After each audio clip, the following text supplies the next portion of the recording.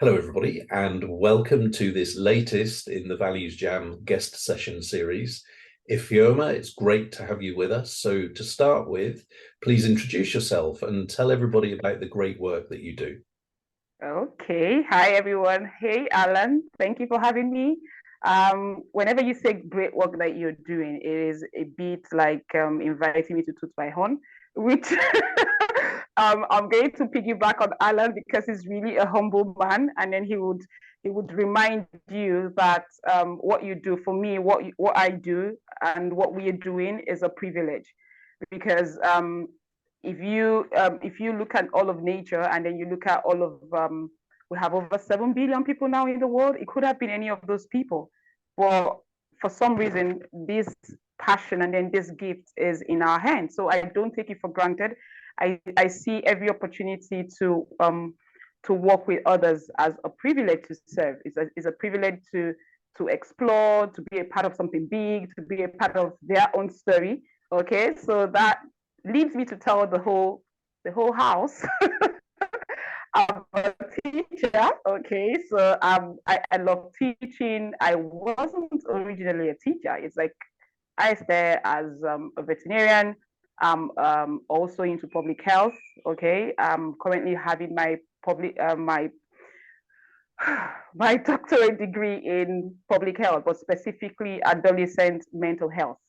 Okay. Now that is intentional because of my passion for teaching, and then my background as a medical person, as an NPH certified. Like you have a passion for so many things. The public health in adolescent mental health is like a marriage between my love for health, okay, and my love for education, particularly children and young people. So most of what I do, um, it's all about children. I love reading. I think if you ask me in a single sentence how I would describe what I do, I think I have seen my what I'm doing is out of the desire to add value through knowledge. I'm adding value through knowledge. That's a quick summary. Okay, so knowledge, because I'm growing, I'm a learner. For you to be a teacher, you have to continually pursue knowledge. And then for you to serve, you've got to know your audience. You also have to know a lot of things, how you can help them. So I read, I write, I also read other people's books. I give recommendations. I give reviews. I write and publish articles in the newspaper too, coupled with all of that. Uh, uh, okay, so I think that's enough, Alan. Don't let us go into all of that. And something that we have in common is this real interest in young people.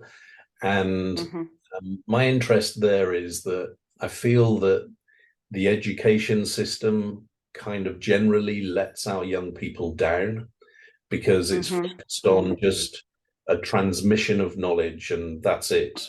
Whereas Mm-hmm. knowledge now is so easily available out there that they can Yeah. find it themselves. So really the job has changed to be more of one to inspire people and encourage people to go and find the knowledge. And then the other part Mm-hmm. of it is, you won't be surprised to hear me say this, is around values, because I think Mm-hmm. if at the age of, say, 16 or 17, the Mm-hmm. education system could help young people to understand what's important to them and their values, to Mm-hmm. awaken them Mm-hmm. to something that will stand them in good stead for the rest of their lives, that would be really Mm-hmm. helpful. Mm-hmm. At the moment, it's kind of not there. Lacking. Mm-hmm. Yeah, I agree with you, and it's a global phenomenon. It's like a new wave. yeah. Whenever I have conversations with colleagues over there in the US, for instance, it's the same thing. It's that struggle is real because you're having a lot of things dumped on the teachers, dumped on the school system, and then we want to quickly blame the school. It's not working, and yeah, I agree with you. If we are a bit more flexible and realize that these young people, all including our own kids, are going to grow up to become game changers tomorrow, and then they're going to make so many decisions, and then when we are not there, but I'm scared just like you are. I'm very scared. I don't know what the decisions will be like. I don't know what the decisions would be like. I'm scared as a mom. I've got like, you know, you mentioned the age of 16, and I've got a young son too. And every time we have that, like this morning as a family, we had that deep conversation as well. And my husband was reminding our son, while you're still going through, because he is really passionate about technology and cryptocurrency and all of that, graphic designing as young as he is. And I'm like, okay, good. This is a good passion. And we as a family are there to support. I want you to discover who you are.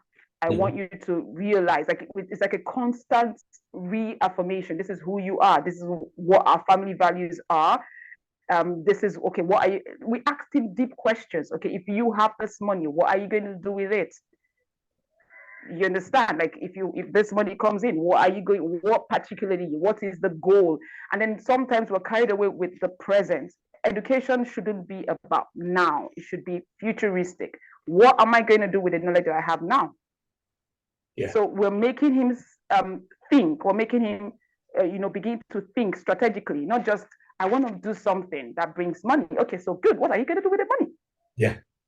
How are you going to make the money grow? Because those are things that we lacked. Like, from my background, we didn't have somebody sit down and talk to us about financial responsibility. Yeah. Because we had parents that would do the thinking. So we were not told, this is how money goes in. This is how money should grow, the growing part of money.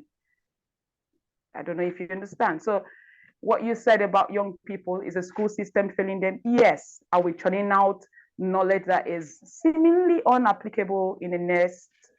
Yes, we're churning out. Sometimes my young child will ask me, what am I going to do with DYDX? Because they do. And that kind of, the sister is the thinking one, and like she likes all the, and she asks those kind of questions, and you have to be very creative. Education shouldn't be a cake, old, dusty books anymore. It should be, am I going to solve a problem? What problem am I going to solve? Every time I talk to young people, and then we're creating the vision map, and then we're working through skills, because I realize that many young people, what do you want to do when you grow up? Many of them are confused. They don't know. There is no passion, no this hunger, and that's what I really want to spark. I like it when I come into like a place. I want that energy. I want them to feel alive. Like, you're passionate about something, Alan. This is what you're passionate about, and then you find that you have a lot, even conversations with other young people outside of the country. There is this coldness, and it's really unsettling for me. I don't like it.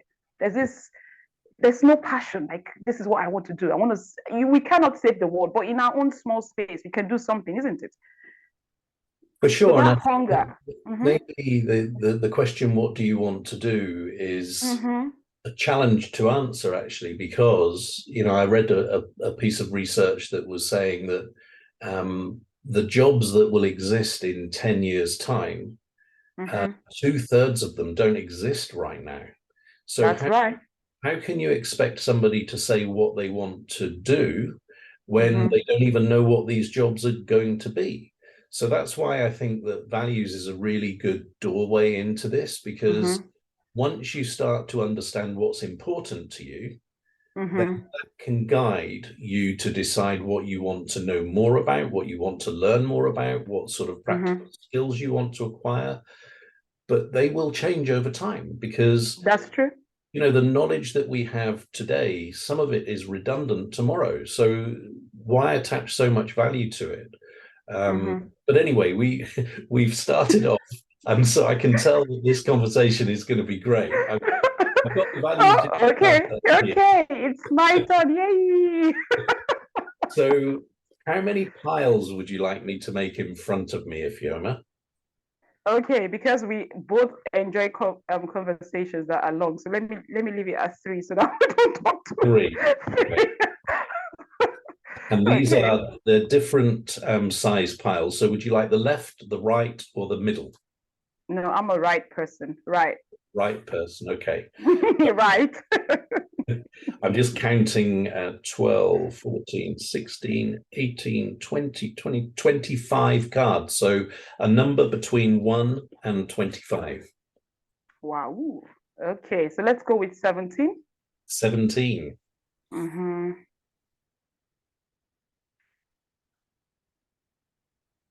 Mm-hmm. Now, when you nod Okay. your Are head. you ready for this? So this is the card we've got. Oh my goodness, I love that.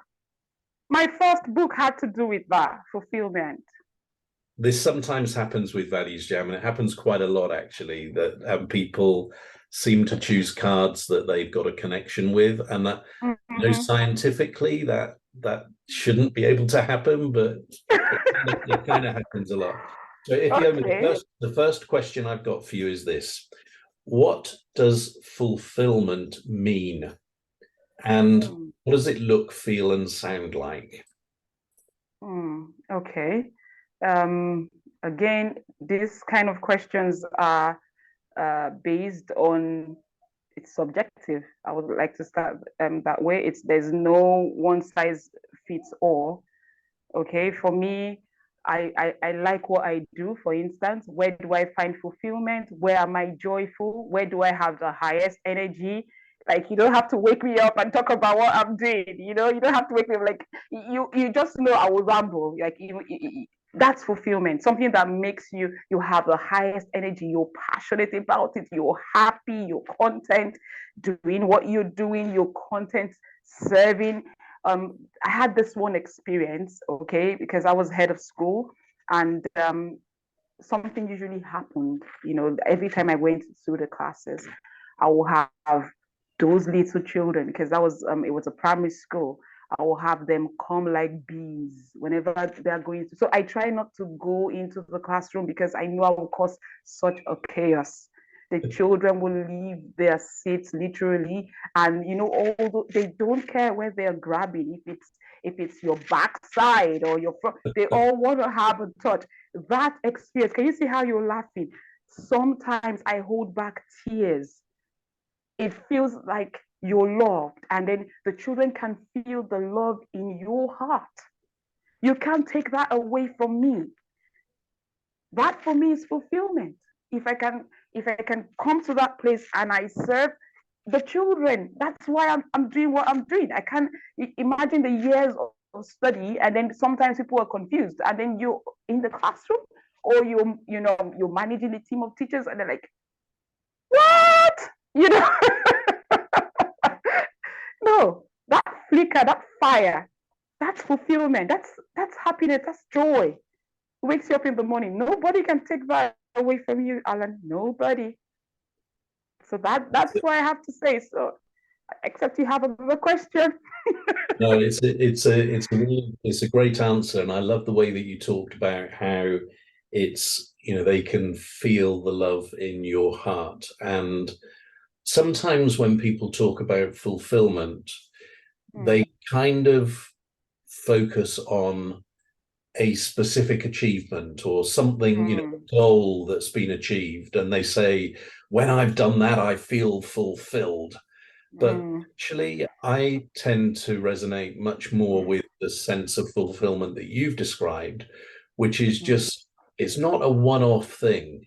It's a constant feeling of fulfillment, and it's gentler and softer than achievement one. It's more, I am being of service, therefore I feel content, I feel joyful, I feel positive, but it's not kind of jump up and down, be really excited all the time. I had a situation, and it was so close that I had to choose between my personal value and the organizational value, and they were like this. Most people will think that you're silly to walk away from big bucks and all of that. And repeatedly, I would, tell the bosses, and I would say something. I'm not here for the box or for what you think you're giving or the benefits. I'm here for one thing. This is where I ought to be. I'm not here because you think that the value of my time is equated to whatever thing you think you're paying, but that's not right. That's not correct.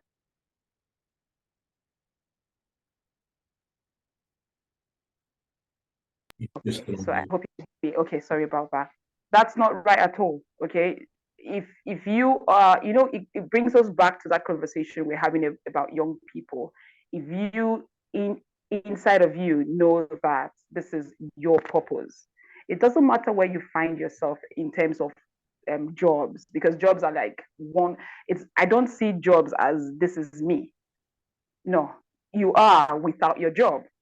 So wherever I find myself, I am. So I don't need you attaching a big title and all the benefits to breathe or to be me. That's a deep one. So my children have to be settled. Understand that wherever you find yourself, whatever situation that comes, that comes or confronts you, you are you. And that was a huge shock. And I took that walk and I closed the door gently. Of course, it wasn't going to be gentle, because when you have given, most people know that you come with that light. And it's not easy finding people who bear the light, like who really serve without thinking of, I'm going to the work, I have to catch this train, I have to go there, how much money, I put in extra hours. No, that's not my mindset. I don't think so. You're serving from here, that money would come. So it's not money. So values and money, that's two different things altogether. And there's a couple of extra things here now. You said you are not your job, right? And it just reminded me of when we meet strangers, how often we say, "Oh, what do you do?" Whereas really a much better question might be something like, "So who are you?" That might be interesting to get an answer for. Yeah. And the other thing that you made me think of was that fulfillment. This was when you were talking about, the person wanting to know how much money they were going to get and achieving the job and all that sort of thing.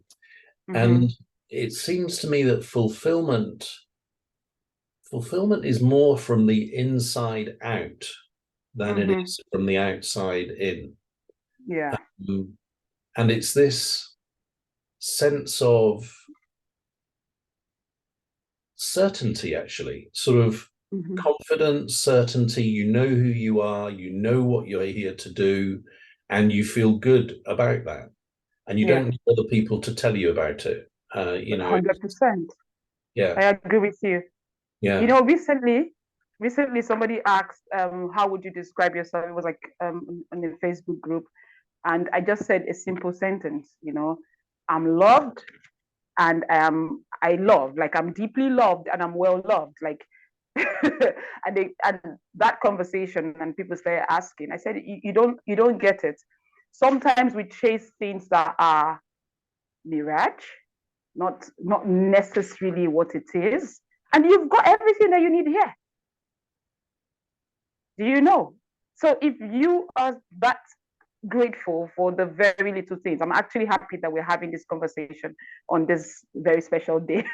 I'm happy about it because we're coming towards the end of the year and I'm counting my blessings. I'm looking around and I'm settled in those little things. When the children are writing stories, I always tell them, you can still take a negative story, and at the end of the negative story, people can feel your pause. You can feel your kindness. It's a negative experience you've had. I can't take it away from you.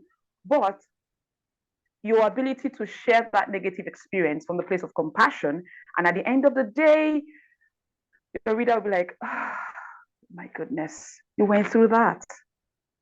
But you're cheerful saying it. So I agree with you. It's not about what do you do. It's about who you are. And who you are expresses itself in everything. Yeah. How you handle things, how you come to the office, how you do your job, how you talk to each other. So that's what they're going to miss. When you are gone, that's what they're going to miss, because very few people have a deep understanding that you're carrying yourself everywhere. Like you're carrying all of you, your values, what you believe, you know? Yeah. And so the other half of that first question was the more creative thinking ones. So when you think of the word fulfillment, what images come to mind? What sounds come to mind? And what feelings come to mind? This feels like I'm writing now. What feelings? Joy. And then sometimes you feel like crying, but it's a good cry. Okay. It's a good cry, you know, when somebody writes you. I once had an experience. I taught some kids. Okay, I spent some time in South Africa, and it was in this very downwash part of town. It was in Joburg, but a downwash part of town, you know, those kind of places where most young people don't really have that opportunity and stuff like that. And if you know the history of South Africa, you know, the upper side, and so many of the figments, or should I say vestige of those experiences, generationally, the children still feel it. Yeah. When you're teaching, they don't believe, they don't see themselves, you know, coming to that point where they are at par with their colleagues all over the world. So I was teaching, and I said, you're bigger than this place. I don't want to mention the name of the place just for you know. So yeah. I said, you're bigger than here. You're larger than this place. And then that one child couldn't take it. You know, she came to me, and then she said, teacher, why do you keep saying this, that I am bigger than here? I'm a product of a single mom, married in the workout, was struggling to eat. I walk to this place every day just to come meet you, you know, like come have this conversation. And for some reason, you always give me hope. And then she wanted to find out, why do you keep saying I'm bigger than this place? Why do you keep saying that? I said, if you're not going to see it, I see it in you. I see that you are bigger, and I mean it with all of my heart, all of my spirit. I mean it. I know you're bigger than this place. There was silence for a few minutes because I was looking into her eyes, because I needed her to believe that she was. So a couple of years later, because I had moved back, and then I saw an email, not an email, a message, a Facebook message. And it was from her, and she said, thank you for saying those words. And then you wrote those same words, because I have a very sweet friend, like sometimes, because this is ministry, so sometimes people outside the country, wherever I am, they kind of send donations. So if we want to give Bibles or want to give books, so I always do something. I always write, because I know each of those children personally. So I always write something about them. But and I wrote in her, I can't remember, but she sent those words. It had to do with light and shining, and, you know, you're still bigger, you know. So she wrote me, and she said, ma'am, thank you for writing that, because right now I have my clothing brand. Wow. Wow. So I was in tears. Like, yeah. I was really okay. I don't want to break that here. So I was in tears. I was happy, you know, getting the children to get to see, you know, the world is amazing. It's a big place. Don't let where you are and all the experiences that you're carrying, don't let those things hold you back. You're here to happen, okay? It's for you to happen. Let it be like, you know. You know, that's a brilliant story, because the other thing about that is that it really didn't take a lot of effort from you. But the impact was enormous on the other person. And I think, going back to what we were saying about young people at the beginning of the conversation, that I think teaching is the most valuable profession in the world. I agree. These people have the potential to influence the lives of future generations. So, you know, how much is that worth, and how talented should those people be to perform that role to their very best? and yet teaching in many parts of the world is not seen in that way, which it seems really crazy.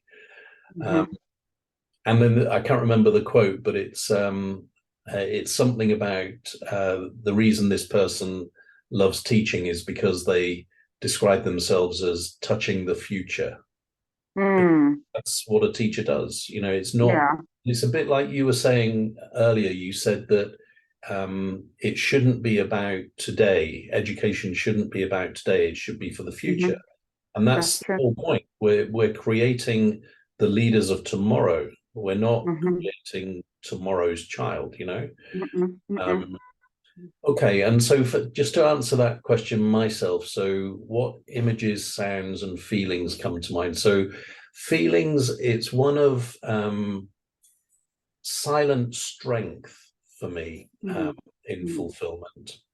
So like a strong lion who doesn't need to show off, you know, it's like that kind of crowd sitting pretty.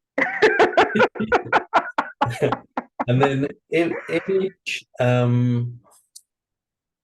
image for fulfillment is just not a laugh, but a smile of contentment. I think that's the image that comes to mind. So, you know, when you not the good crying that you described, so not as extreme as that, but that moment when you know you've done a really good job and you just allow yourself to smile a little bit at that and take it all in. And then the sound of fulfillment. I don't know, some sort, it's happy music, but again, not overexcitable, just, you know, calm, like the beach. Yeah. Calm. Yeah. Okay, so let's that's a great start to this exploration of fulfillment. So let's try and switch a little bit, because I'd like to ask you, when have you noticed a lack of fulfillment? Yeah, that's possible. Sometimes when you have this, for some people who probably listen, when it seems like you're way ahead, like you've got this, maybe nature has given you a whisper and you have this very grand approach to something, and everybody don't, you know, they don't seem to understand what you're saying. You know, like you have a pushback from maybe the system, or you have to do a lot of work trying to convince people, and people are like, no, that's not going to happen, that's not going to work. I've experienced that. And quite sadly, there was that one team that I managed, and they've had such terrible, you know, bosses that, you know, talk at you and shout at you. And there's this, I don't know if you've ever been in a team where there's so much fraction and fracas and chaos, and everybody seems to, you know, and you're taking on that team and you're doing a lot of work to get them to see this is the vision, this is where we're going, you know. So at that point. So what you're describing then is this kind of sense of frustration and having to work really hard and not and then, necessarily being able to see where it's going to end up and all of that sort of stuff. And asking myself if I can really handle it. Yeah. Okay. And then I'm like, why am I here again? And how do you deal with that then? Because, you know, there seems to also be a relationship between the amount of challenge and frustration and hard work and the level of fulfillment that you feel at the end. Because if you achieve something really easily, it's kind of, well, that's no big deal, is it? Whereas if you really keep struggling and striving, then when you get there, it just feels so much sweeter. So how do you keep going when things feel tough? Okay, so coincidentally, when this was going on, there's this managers group that I'm a part of that brings me to community. You cannot run without your support system. You can't just isolate yourself and then you're like, I'm boss. And so that's where community, comes in. Coincidentally, that managers group were going through the 7 habits of highly effective people. Yeah. It was a fantastic 8-week experience because we went through it in 8 weeks. So there was the introduction part, and then each week we were on one chapter, and then you have to share how you have implemented the lessons. How did you implement this week? So we'll like all gather in that group and then all share. Of course, you'll be very knowledgeable how, okay, there was this experience in the office, or there was this challenge in the office, but this is how I managed it. I used the proactive, I used this. And that was how, for some reason, I don't know how that worked, the different fractions of the team, everything started merging together. For me, I call that a miracle. Having people, I don't like this person, this group of people, probably saboteurs, I don't know. When you take on a team like that.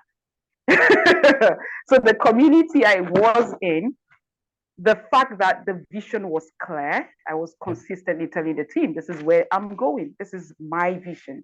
I know you guys have a lot of past and a lot of, this is what's going, this is what happened, and this is where we're going. Can we all let go of the past? And then this is the future.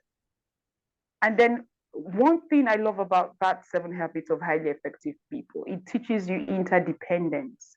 The fact that I need you, you need me, we're doing it together.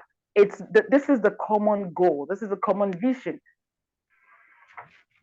Gradually, it doesn't happen like this, but gradually, in small teams, in small locks, each person in their own office. Let me put it like that, in their own role. The whole vision is this is the vision. Just one vision. This is what it is. Are you doing whatever you're doing? Does it tally with this? How you're teaching the children, does it tally with this? This is the vision. So it's like, and then people would tell me that they were literally hearing my voice in their heads, asking them that question. Are you doing what you're doing? Does it tally with the vision? So at that point, I was able to get into their heads like consistently, not in a brash way or in a rash way, in a very soft way. And then you're saying it every time during meetings, every time during messages, because sometimes you send what's it called, Monday motivation. You send Monday motivation to your team, and then you're like, oh, don't forget the vision. Make sure that whatever you're doing, this is the vision, So consistently, and then when I go, high five, good job, you did it like this, good. That was changing. Gradually, the mentality of the team changed. It was, yeah. I feel happy whenever I think about that experience. I feel happy. I'm glad I said yes. It was a very rough, I think that was my toughest so far in my career. It was very rough. And at the end of the day, it was good. It was good. It was good. Meeting the people and changing their mentality. Not easy. Yeah. I relate to your story, because the power of being really clear about the vision and emphasizing that is incredible. And you've reminded me of a story. So I was responsible for a 5-star hotel, and we were building some new bedrooms to add to the property. Now, it still is a beautiful property, a 100-year-old Jacobean manor house in a 200-acre estate, with beautiful grounds and orchards and all the rest of it. So beautiful setting. And because of that, it was a very popular venue for weddings. And of course, imagine if you had booked your wedding and then you realize that it is a building site when your wedding is going to be taking place. You wouldn't be very happy, right? Wow. So, yeah. So even though the building site was screened off and it was done very attractively, people still complained because it wasn't what they were expecting. And so I remember saying to the people that had to deal with these sometimes upset, sometimes very angry, and sometimes very unreasonable people.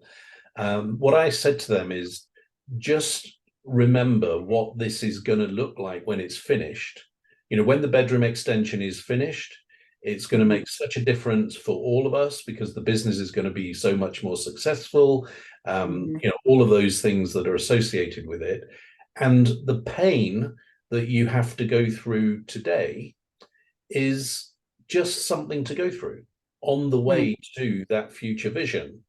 So in a way, you get people to be, in a way, distracted, from their pain today because they're thinking about their future tomorrow. And so I'm just echoing what you were saying there about the power of just focusing on that future vision. I'm trying to think. So for me, a lack of fulfillment, I used to be in the corporate world, and so many people were unhappy. And the only reason that they were working was because they had to provide money for their home or their family or whatever it was. And that's really sad. And in fact, I at a wedding a few years ago, I was sat opposite this guy, and I just said to him, this is funny because, earlier we were saying, how often do you say, what do you do, instead of, I said to this guy, what do you do? And he said, well, actually, I've just retired. And then he said, I was an accountant for 40 years. Oh my goodness.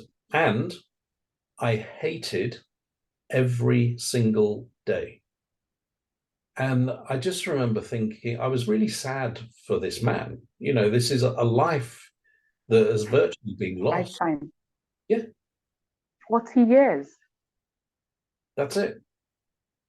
So, that lack of fulfillment, and I guess the question is, why do people choose to continue?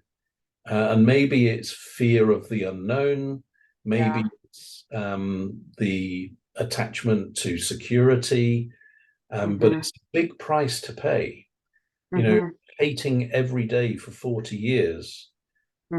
Not sure it was worth it for him. Maybe it was, maybe it wasn't, because what you said at the beginning of this conversation, I think, is the most important thing when you said there's no one size fits all, and fulfillment is different from one person to another. So I'm not, playing the role of a judge of that man, and maybe he made the right choices, but it seemed from the outside that he wasn't very happy about it. And I wonder what his life might have been like if he had made some different choices along the way. Now, in the ValuesJam card deck, there's a chance for us to, or you, to ask your own question. So Okay. I'd like you to create your own question about fulfillment, beginning with who, what, where, when, why, or how.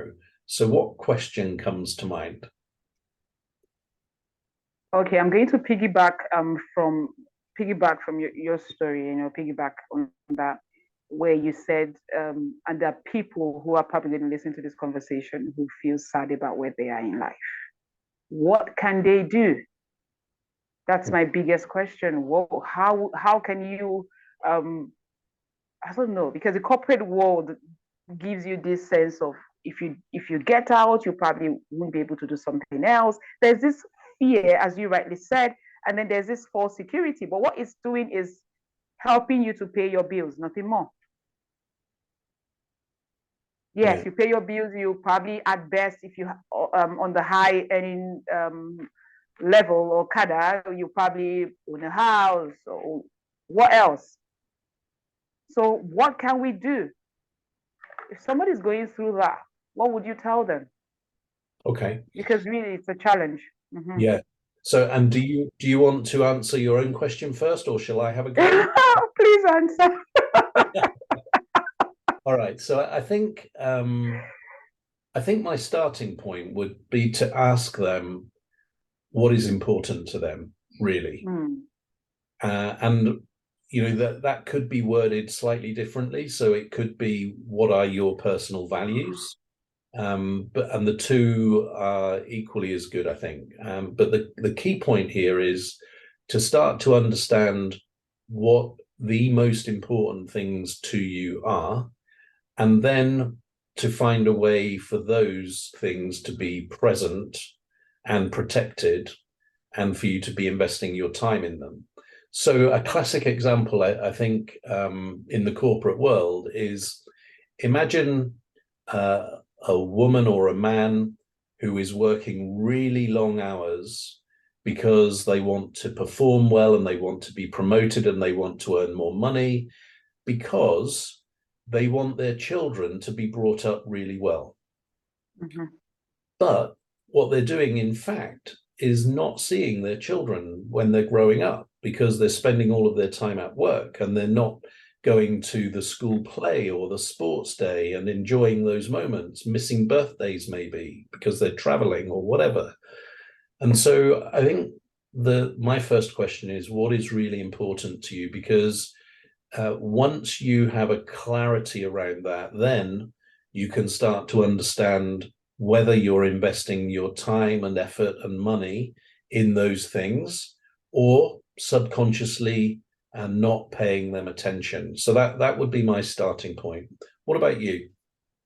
Okay, so I really love your response. And then I would like to also mention, like in the corporate world, the idea that, oh, we can't do without you. If you leave, everything will suffer. It's a lie.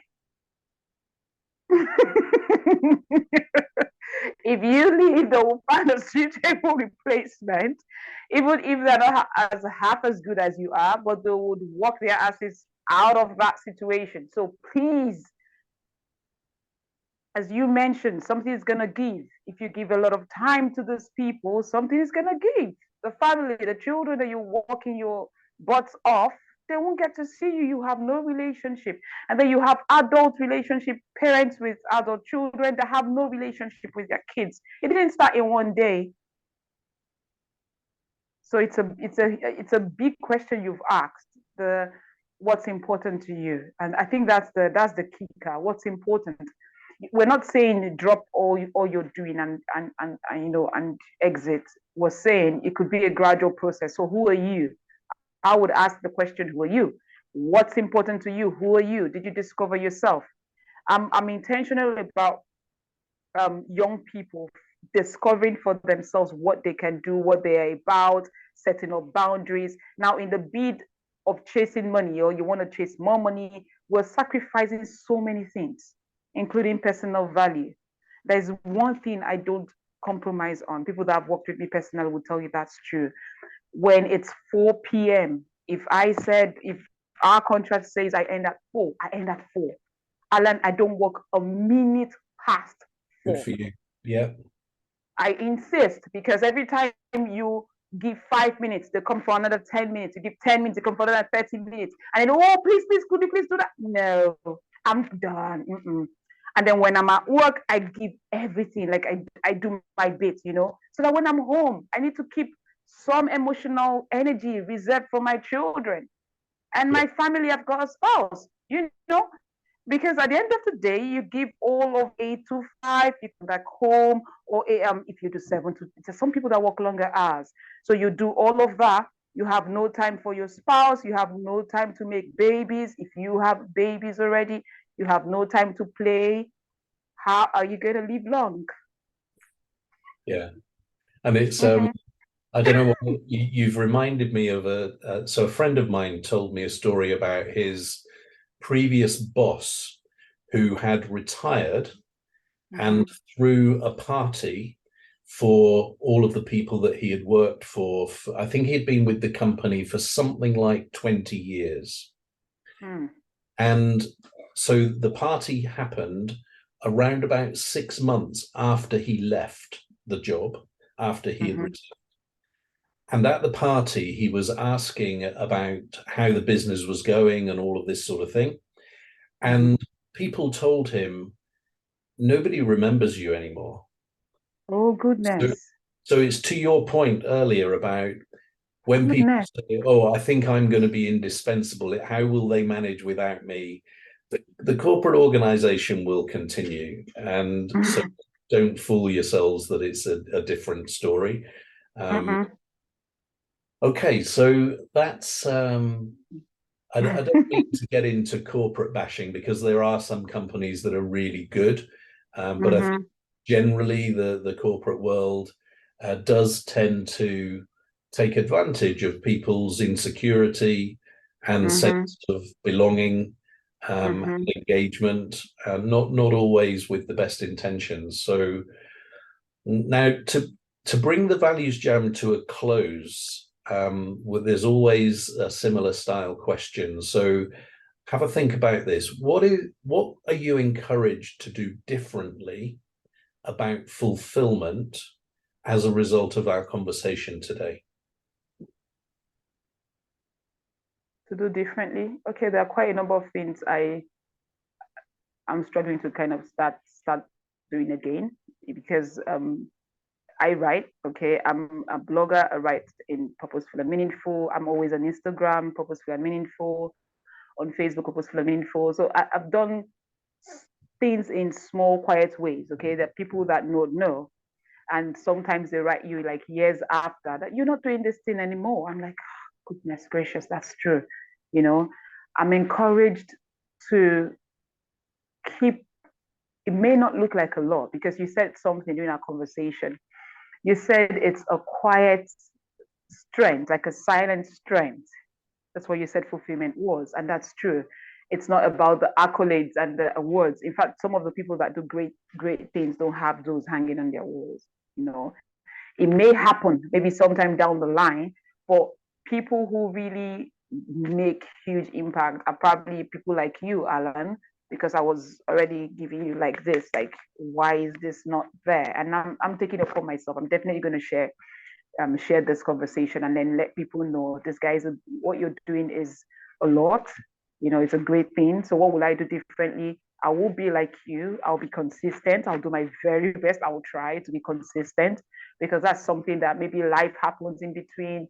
Sometimes you're like, okay, so who's gonna listen? You know, but people are listening. Like I remember I told you I sat down all the way I was listening because I was working and then I was just playing the playlist. I was just going from interesting, what's it? You know, and then I kept on working because sometimes when I'm maybe writing points or developing something or curriculum or working on my lesson plans, whatever I'm doing, I could be having a conversation, you know, play. So I'm gonna do consistency more. Okay. And you reminded me of so in the world of music, I think about the boy bands that sell millions and millions of albums, but maybe their music is not particularly good in my view. And then the small band with the very cult type following of a much smaller group of people, but who really love what they do. And who is to say which is better? Just because one sells millions and millions of albums and the other does not, doesn't necessarily mean that they're better musicians, I don't think. The thing that I'm encouraged to do differently, and I'm really grateful to you for this, is the focus on the vision. So the fulfillment when you eventually get there, because I'm involved with a project at the moment that is a bit uncomfortable and a bit challenging. And sometimes it's easy to get caught up with all of that and not feel very good about it. But actually, it's a brilliant project because this conversation has reminded me of what we're aiming to achieve, which will be incredible. And so it's going to be worth going through this small amount of pain in the short term. So that's mine. And thank you so much for this Values Jam today about the wonderful fulfillment. Thank you. I had so much fun.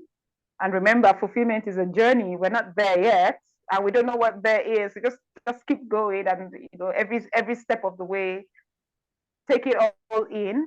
There was one video that you shared, and you said you were going to receive an award. I remember the story. You shared it here.